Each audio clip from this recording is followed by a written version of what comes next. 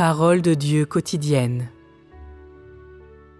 Ceux qui croient véritablement en Dieu sont ceux qui sont prêts à mettre la parole de Dieu en pratique et sont prêts à pratiquer la vérité. Ceux qui sont vraiment capables de rester fermes dans leur témoignage à Dieu sont aussi ceux qui sont prêts à mettre sa parole en pratique et peuvent réellement se tenir du côté de la vérité. Ceux qui emploient des ruses et qui commettent l'injustice sont tous des gens à qui il manque la vérité et qui font honte à Dieu. Ceux dans l'Église qui provoquent des conflits sont les laquais de Satan. Ils sont l'incarnation de Satan. Ces gens-là sont tellement méchants. Ceux qui n'ont aucun discernement et sont incapables de se tenir du côté de la vérité présentent tous de mauvaises intentions et ternissent la vérité. Plus que cela, ils sont les représentants archétypiques de Satan. Ils sont au-delà de la rédemption et seront naturellement éliminés.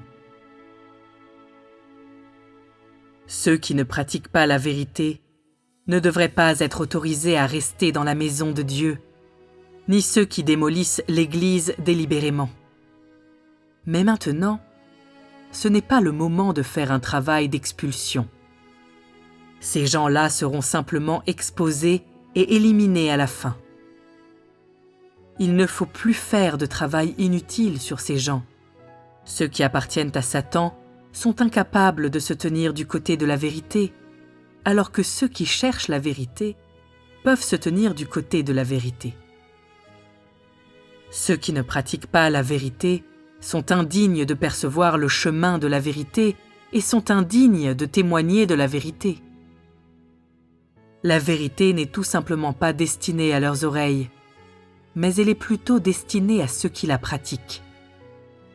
Avant que la fin de chaque personne ne soit révélée, ceux qui perturbent l'Église et interrompent l'œuvre seront d'abord laissés de côté pour être traités plus tard. Une fois l'œuvre terminée, ces gens seront tous exposés et ils seront ensuite éliminés. Pour l'instant, alors que la vérité est délivrée, ils seront ignorés. Lorsque toute la vérité sera révélée à l'humanité, ces gens devront être éliminés. Ce sera le temps où tous les gens seront classés selon leur espèce. Les combines mesquines de ceux qui n'ont pas de discernement entraîneront leur destruction entre les mains des méchants. Ils seront détournés par eux pour ne jamais revenir. Enfin, un tel traitement est ce qu'ils méritent, parce qu'ils n'aiment pas la vérité, parce qu'ils sont incapables de se tenir du côté de la vérité, parce qu'ils suivent les méchants, se tiennent du côté des méchants, et parce qu'ils sont de connivence avec les méchants et défient Dieu. Ils savent parfaitement bien que ce que ces méchants irradient est le mal, mais ils endurcissent leur cœur et tournent le dos à la vérité pour les suivre. Ces gens qui ne pratiquent pas la vérité, mais qui font des choses destructrices et abominables, ne commettent-ils pas tous le mal? Bien qu'il y en ait, parmi eux, qui se qualifient de rois et d'autres qui les suivent, leur nature défiant Dieu n'est-elle pas identique? Quelle excuse peuvent-ils avoir pour dire que Dieu ne les sauve pas? Quelle excuse peuvent-ils avoir pour dire que Dieu n'est pas juste?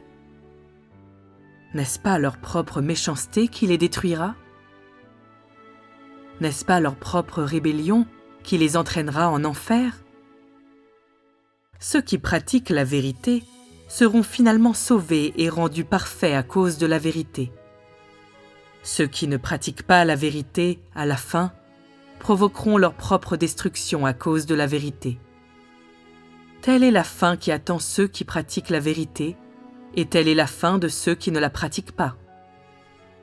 Je conseille à ceux qui ne prévoient pas de pratiquer la vérité de quitter l'Église le plus tôt possible, afin d'éviter de commettre encore plus de péchés. Quand le temps viendra, il sera trop tard pour regretter. En particulier, ceux qui forment des cliques et créent la division et ces brutes locales dans l'Église doivent partir plus tôt encore. Ces gens qui ont une nature de loup méchant sont incapables de changer. Il vaudrait mieux qu'ils quittent l'Église le plus tôt possible, afin de ne plus jamais perturber la vie décente des frères et sœurs et d'éviter ainsi le châtiment de Dieu.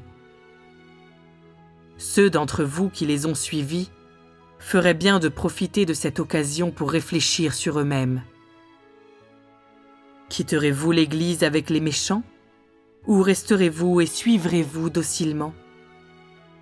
Vous devez examiner attentivement cette question. Je vous donne une nouvelle occasion de choisir et j'attends votre réponse.